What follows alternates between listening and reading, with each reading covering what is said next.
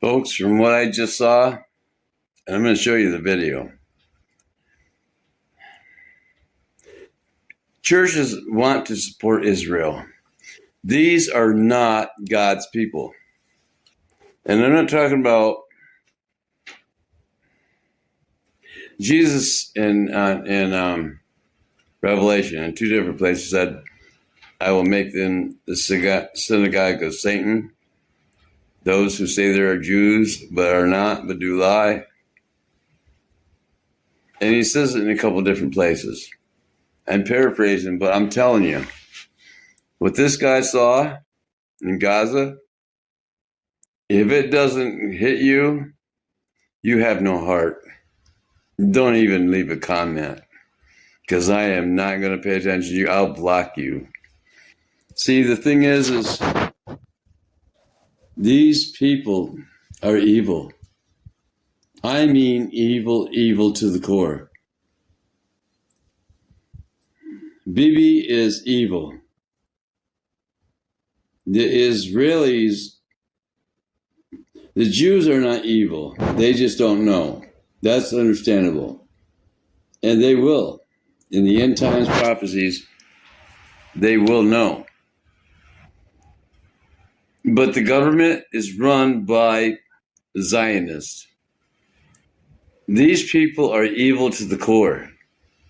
And I'm sick and tired of people say, support evil, or support Israel, support Israel, because, and quote the verse, well, I will bless those who bless you, and I will curse those who curse you. They're not talking about modern day Israel.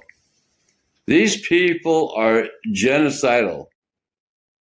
They want to kill everybody that doesn't agree with them. As a matter of fact, they have infiltrated our government, and they're all states have Noahide laws instituted. Do you know what that means? If you're a Goyim, or in other words, a Gentile, you are worth less than an animal. And you support Jesus, your death is beheading. Think about that. I am sick and tired of people just quoting verses and not paying attention to the context. With that, I'm out, and I'm going to show you this video. And if you don't want to watch it, okay, don't even contact me. I'm out. Never in my life did I think that an army could be so evil as to use food to lure a starving population through a battlefield, killing women and children and the elderly and just human beings on purpose. You might recognize Anthony Aguilar, the retired U.S. Special Forces officer who blew the whistle on the Gaza Humanitarian Foundation, or GHF. Retired U.S. Special Forces officer Anthony Aguilar. Anthony Aguilar. Anthony Aguilar. A retired lieutenant colonel. The security contractor for the U.S. and Israel-backed firm, the so-called Gaza Humanitarian Foundation. I wanted to hear more about how he went from believing he was going to Gaza to help feed Palestinians to realizing the United States was complicit in Israel's genocide, particularly as a 25-year veteran of the U.S. Army. I didn't fill out a application. I didn't apply online. They called me because they were specifically looking for recently retired or recently out of the service special forces, special operations background individuals. And they explained to me that they had been selected to provide the subcontract for security in Gaza to deliver and then secure distribution of aids. The interview was 3 questions. Do you have a valid passport? Is it valid for 90 days? And can you leave in 3 days? Those were the questions. Never verified or validated who I was, what experiences I had, what I'd done or not done, who I was, my background, nothing. They just said, come on. So what did you understand to be the mandate of your mission? What exactly were you going to be doing on the ground there? What we were told in kind of a general overview briefing before we got on the plane out of Dulles is that the United States stepped forward to take over the United Nations mission because Israel would no longer allow the United Nations in, and that Israel will allow the United States to work with them to do it, and that we were going in to take over that mission, to deliver food. I envisioned that we would be going in, occupying and securing or securing at least 400 distribution sites and securing, 500 to 550 trucks a day going in, because that's what the UN did. That was my mindset going in, that's what we were stepping into. And I believed that until the very first day I got there, and I realized that was not the case. Describe to me what you first saw and felt when you arrived to the Gaza Strip. What I witnessed in that first look as we came in was the most devastating, destructive, beyond war, annihilation, apocalyptic thing I'd ever seen in my life. Something that I couldn't even imagine in a nightmare. Rubble, dogs eating remains of bodies, smoke in the horizon from bombs being dropped. Not a building left in sight, and everything leveled. It was a landscape of destruction and horror to which I've never witnessed before. And honestly, it made me feel sick. I felt like this sickness, that this pit of my stomach, like, this isn't right. Like, I feel bad even being a witness to this. The Israeli Defense Forces were leading us, and they gave us this briefing. They pulled out a giant map that showed operations that were going on. First of all, I didn't see 400 distribution sites. I saw 4. All of them were in the south, away from the areas that people needed the food, and no one north of the Netzarim corridor from Gaza could reach these sites. That started to paint a picture to me that this is either horribly planned or there's something else going on here.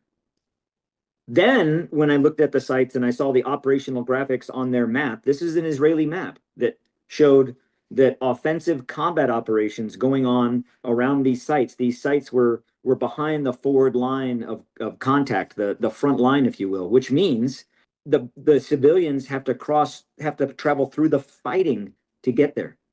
It's a violation of the Geneva Convention. Why do you think it was designed that way? In the moment, I didn't think it was designed that way. It became clear to me that it was designed that way when we got to Site 1 and I walked up to the berm to stand up on top of the berm to look, and there's Merkava battle tanks driving through and firing at positions. There's battle going on. There's mortar rounds. There's artillery rounds. There's people. Thousands of Palestinians lined up along the coastal corridor, the coastal road, because either they have nowhere else to go, they live on the beach. They live there in shanty tarp shacks because there's nowhere else to live because their homes have been destroyed. And there's this battle going on. And I look at my map and I look at that and I go back and I talk to the IDF and to the guy in charge of the GHF guy in charge. And I said, we can't distribute aid from these sites. We're going to get a lot of people killed, and it violates Geneva Conventions. We cannot do this. That was wholly ignored in terms of, nope, we're going to do it anyway. We're doing it. Doesn't matter. We're fighting Hamas. Geneva Convention doesn't apply, which is absolutely wrong. Absolutely wrong. Couldn't be further from the truth. But then when I saw all the sites, how all the sites were designed this way, it became very clear to me then, from seeing the way the sites were designed and how they functioned, that this is forced displacement. The Israeli government, through the Israeli Defense Forces in Gaza, are using food to bait Palestinians to forcefully displace them to the south in mass. And I don't mean just a couple hundred. I mean everybody, the entire population. You have to make a decision as a Palestinian. Do I starve to death or do I go get food?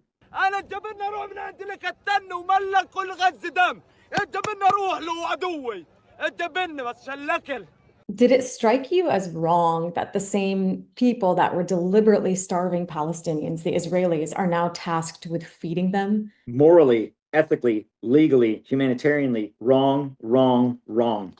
Yes, it was shockingly wrong to me, which is why in the beginning I thought that, do these people just not know what they're doing? Or this can't be intentional. But what came to my realization, and it came to me very hard, is that this is intentional. Why did you initially think it's not intentional? Because I didn't think anybody could be that evil. So in your interactions with personnel from the IDF, how did they describe what they were doing, or how did they talk about the Palestinians that they were purportedly feeding? The Israelis did not want to feed the Palestinians. They, from the very bottom level, soldiers, IDF soldiers in Gaza that I talk to that are, in Gaza, in the war. They asked me flat out one day, clearly, why are you feeding our enemy? And I was like, well, we're feeding the civilians. No, they're all our enemy. You are feeding our enemy. I was like, women, children, old men and women. Yeah, they're all the enemy. Every Palestinian is our enemy. Okay, so that's how they saw it. But they also referred to them as animals. They called them zombies. They referred to, the groups of the Palestinians when they'd come to the sites as the zombie horde, dehumanizing them, not providing them water, shooting at them to get them to move a certain way, like they're animals in a cage. It's horrible. And was this perspective of dehumanization also evident in the GHF members that you were working with as well, your colleagues?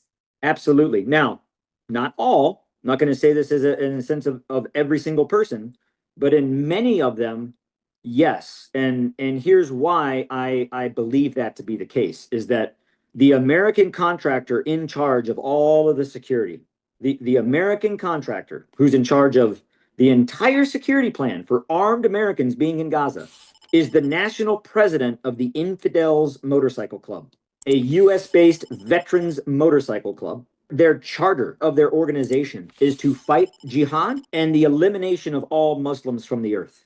This is the guy in charge of the armed security for delivering food into Gaza to a predominantly Arab Muslim population. The majority of the contractors, my fellow contractors that were hired, were recruited and hired through the Infidels Motorcycle Club. They're very large. So they recruited hundreds to come and work on this contract. Other than these sort of ideological motivations for going to Gaza, were contractors with GHF well compensated? Were you well compensated? Well, this type of work is very lucrative. So for all of us and what we were getting paid, $1,320 a day. A day. So if you're there making that much money, and that was just the run-of-the-mill person. If you're in a leadership position, site leader, mobile leader, you're making $1,600 a day. So that's a lot of money to where you can just look the other way, say, this isn't my problem. No one's going to know. And to be brutally honest, they're right. These guys are going to go there and they're going to get rich, and they're going to come home with $300,000 after 4 months of 3 months of work, or 5 months of work. Can you imagine only having to work 5 months out of the year and being rich doing it? It's a lot of money. It's a lot of money. Not to mention the people under the contract, the people that run the contract, they're making millions. Millions. This future Gaza Riviera resort plan is going to make people billions. This is about money, which is really the sickening part of this. This isn't about Hamas. This isn't about religion. This isn't about who owns the land. This is about money. And it's disgusting. I did want to ask you, what is your reaction to the leaked Trump Gaza Riviera plan, which calls for the reconstruction of Gaza as an investment and manufacturing hub, and Boston Consulting Group, which also worked on the plan for deploying GHF, is involved. Do you think GHF should be involved in this plan to turn Gaza into a U.S. territory? So in the main control center, where the operations are, on the wall in that main control center, a large poster, 24 by 30 or 36 by 24, like a poster you would have on your wall in your bedroom, is that Boston Consulting Group rendering of the future industrial complex resort. That rendering is on the wall in the control center at Karim Shalom for the GHF. The GHF are a part of it. The GHF is not a humanitarian organization. The GHF doesn't have the ability to do any humanitarian aid mission, and they don't care. They are there to stake claim. They are there to stake property. First come, first serve. Remember, we're not providing the Palestinians with meals. We're not providing them with readily perishable, non-perishable foods. We're not providing them with propane or fuel or baby formula or medicine or sanitary products or any of those things. All we're providing them with is dried parcel goods, rice, beans, lentils, pasta, dried, all dried, What about water? and no water, and no water. And that was something I was like, why are we not providing them water at all? And it was like, these people come to the sites and they're begging for water. They're begging for water. We're not giving them water. Why aren't we giving them water? It's not in the contract. We're not contractually obligated to give them water. Well, who owns the contract? The Israeli government. At what point did you decide that you could no longer have any part to do with it? On the 8th of June, I was in the control center outside of Kerem Shalom, and we were distributing at site number 2. And I'm in the control room watching it on this screen. The crowd was very, very packed in there, very packed, and people were being crushed up against the. There was these concrete walls inside of the sites that were lined with barbed wire, this razor wire, and people were getting crushed up against it. So there was a Palestinian man in the crowd who lifted these children up because these children were getting trampled and crushed. They were small.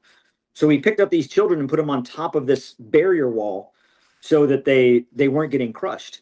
And the Israeli Defense Force liaison officer, a senior ranking officer in the Israeli Defense Force who was in our operations center, looks at the screen and he says, get them off of there right now. And so I'm looking at the same thing he's looking at. And I'm like, well, the security on the ground, they're addressing it. They're dealing with it. But I mean, they're children. Like, calm down. These are children. Get them off of there. That's not secure. Get them off. And I was like, they're children. They have no shoes on. They don't have any weapons. There's nothing in their hands at all. One of the children doesn't even have a shirt. Like, this is not like this is they're taking care of it. Calm down. He walks back to his desk, gets on the radio with the IDF, his forces, and then he comes back over to where I'm standing, and there was an American in our operations center that understood and could speak Hebrew a little bit, but understood it enough. And he says to me, he's like, he just said on the radio for his snipers to shoot them down. So when this officer came back up all upset, he's sitting like this, and I was like, did you just order your snipers at site number 2 to shoot these kids? He said, well, if you're not going to take care of it, I will. And I was like, we're not shooting children. As we're having this dialogue, the children had run off to the edge of this wall and they jumped down so they could run away. They were scared. They didn't want to be there. Thank God we didn't have to see what would have come. But in that moment, the Safe Reach Solutions contract lead, the boss, if you will, who was in the operations center, he called me over and he said, Tony, never say no to the client. And I said, what do you mean? Don't say no to the client. And he said, the IDF are our client. We work for them. They're in charge. And I was like, even when they say to kill children? He said, if they're going to, what decisions they make and how they want to fight this war, whether, who they decide to kill or not is not our decision. This is a contract. This is business. Don't say no to our client. And did you step down at that point? I told him at that point, I said, I'm done. How many people do you understand to have been killed at these GHF sites up until now? From the beginning of operations, 26 May until today, thousands. Not only the hundreds and hundreds into the magnitude of thousands that have been reported by the UN and Médecins Sans Frontières and others at the Nasser Hospital and the Khan Yunis Hospital and hospitals directly near these sites about receiving MCI or mass casualty incidents on the days that correlate to the same times and dates of distribution. There are hundreds of bodies buried outside of these sites that have just been buried in the rubble, bulldozed and buried in the ground. So what do you want Americans to know as one of the few Americans who has been to Gaza during this genocide? The United States is hand in glove with the Israeli government in committing a genocide. What is happening in Gaza is not a misfortune of war. It is designed. The displacement, the removal, the destruction, the ethnic cleansing, the genocide. It is by design. Wake up, America. If we stand by and we allow it to happen there, it's going to happen here. And when it does, don't say you didn't see it coming.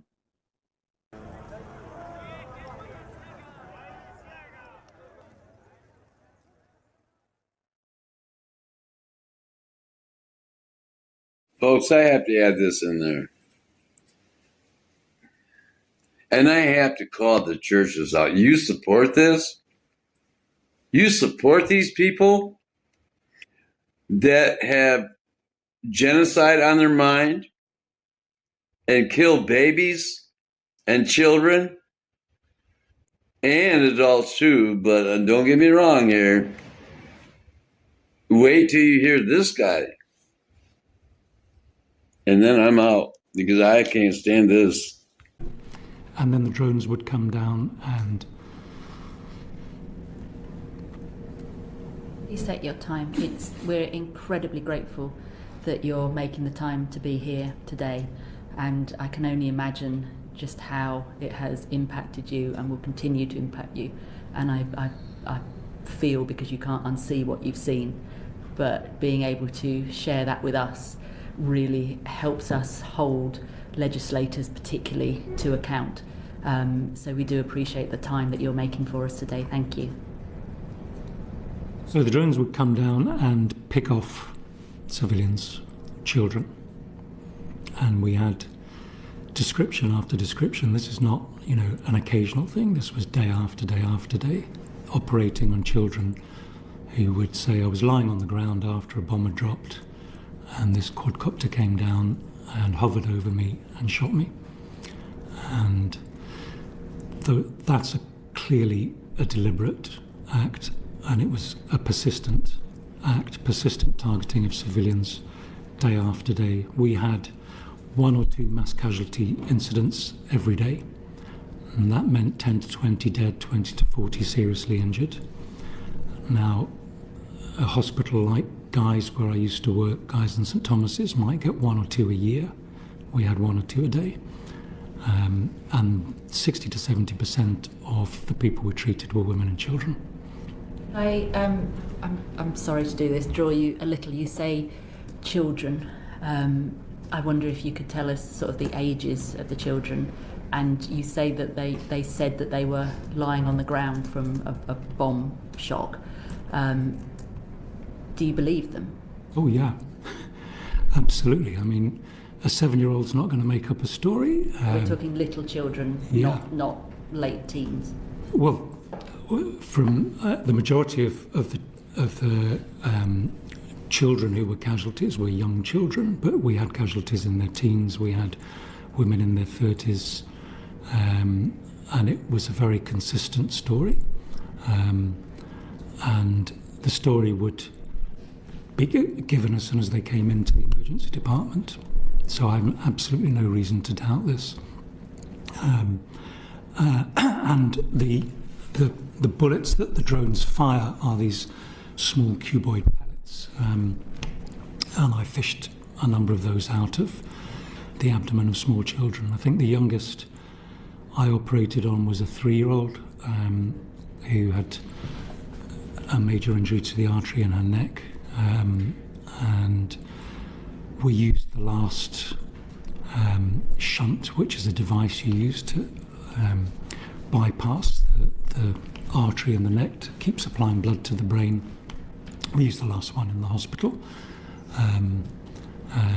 because those kinds of things are just not available. She died about 3 or 4 days later from infection. You believe it was deliberate targeting of civilians? Absolutely, and there's absolutely no question in my mind, and it's been the experience of so many healthcare workers who've documented it time and time and time again.